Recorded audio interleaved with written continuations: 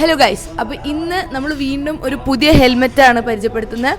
So ഈ helmet നമ്മൾ കാണുമ്പോൾ തന്നെ നല്ല പക്ക പ്രീമിയം ലുക്കുള്ള അത്യാവശ്യം അടിപൊളി ഫീച്ചേഴ്സും ഉള്ള ഒരു ഹെൽമെറ്റാണ്. പക്ഷേ ഇത് നമുക്ക് എപ്പോഴും വളരെ എക്കണോമിക്കൽ ആൻഡ് ബഡ്ജറ്റ് ഫ്രണ്ട്ലി ആയിട്ടുള്ള ഹെൽമെറ്റ്സ് മാർക്കറ്റിലുള്ള സ്റ്റഡ്സ് എന്ന് പറഞ്ഞ കമ്പനിയുടെ ഒരു ഹെൽമെറ്റാണ്.